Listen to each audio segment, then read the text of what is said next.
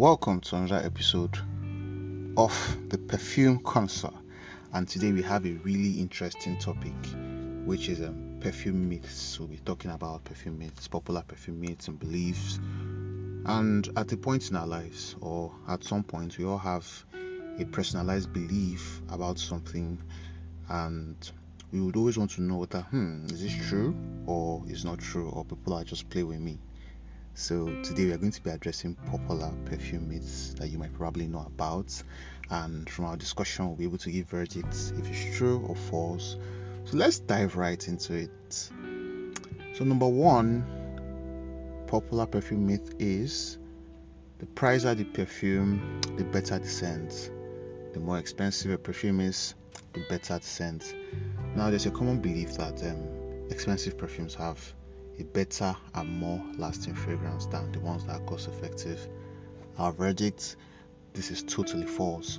Well, we've been programmed to have this belief that if your perfume is very expensive, if your perfume is on the high end, it means that that's the best perfume on the market.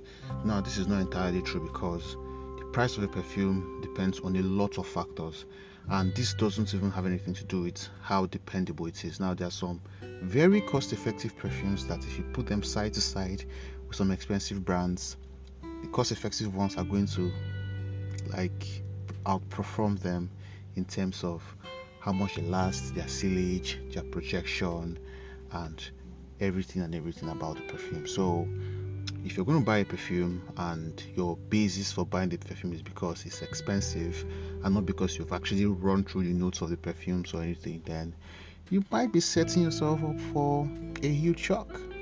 So if you can't afford a very expensive perfume, there are many cost-effective options that are actually very, very, very affordable, and you can tap into that. So for example, if you can't afford high ends like Sauvage Dior's, the YSL's, the Creeds, the Amouages, the Chanel's, there are popular designer brands that are just under $30-40, and we are talking Lattafa. So Lattafa is this brand I've been exploring for a while now, and they have their perfumes are very rich in great notes, like very amazing. So there are many cost-effective perfumes too, and you could tap into that. So if you can't afford a high-end perfume, so please feel free to do a cost-effective one, and many of them smell great, I bet you. Myth number 2: perfumes don't expire. Our verdict: false. So we all have this perception of I have this perfume my mom used to use when she was 20, and I just found it inside a box, and oh my god, it smells so amazing and all. So there's every tendency that perfume must have expired, and it might smell great but it's expired. So perfumes do go bad. So sometimes the manufacturers write the expiry dates on the back of the perfume. Other times it's not stated when the perfume is going to expire, but the life of a particular fragrance, it depends on the concentration used, and it varies from 2 to 10 years. So storing it well makes the life of a perfume longer. So if it's not indicated on the bottle, the life of a perfume solely depends on how well you're able to store it. So I'll just drop some tips for storing your perfumes so to make them last longer. Tip number 1 is to keep them out of direct sunlight and heat. Tip number 2 is to avoid shaking the bottle. It's not juice, it's not a tomato mix, so please stop shaking your perfume before you use. I don't think there's any shake before you use inscription on perfumes, so just apply it. There's no need to shake it to mix up anything. Everything is perfectly balanced, waiting to serve you. So I don't think there's any need to shake it. So avoid shaking your perfume before you use, or shaking it in general. Store away from moisture and humidity, and always remember to keep your fragrance in a cool, dry place where possible. So I believe if you use these tips, it could help your perfume last longer, and we could all be happy. Myth number 3: only strong perfumes are good. I think this is a table that most of us belong to, people have this perception that if a perfume is not strong, then you got a fake or it's probably bad. While strong perfumes have a higher fragrance concentration and we have an unmissable smell, like you're always going to smell a strong perfume, it's not actually everybody's cup of tea. Most people are a fan of mild fragrances. So there's this personality matching thing I do. So an outspoken person, an extrovert, will most likely want to use a very strong perfume. So an introvert would want to be in her own space, his or her own space, and probably like a mild, calming scent. So this is a case of different strokes for different folks. That a perfume smells very strong doesn't really mean it's that good. So here's the logic. They have higher concentration, yes, and all that, but it's not a basis for judging a good perfume. So perfumes with subtle fragrances can be equally good and long-lasting, as well as their strong counterparts. So the verdict is that this is totally false.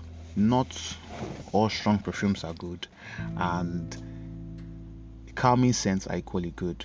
So we have a best of both worlds, and I think it's a personality thing. So it depends on the one that your personality allows. If you're a fan of strong scents like me, we use strong scents, and if you're a fan of calming scents, you rock your calming scents, and we all get to smell nice. So most of these calming scents even last as much as 2-3 days, but they are not as projected, they're not as loud as their strong counterparts, and that doesn't make them bad. That just makes them suited for the special people that use them. So I think we cannot accommodate ourselves on this table of all these strong perfume smells better. So that's totally false.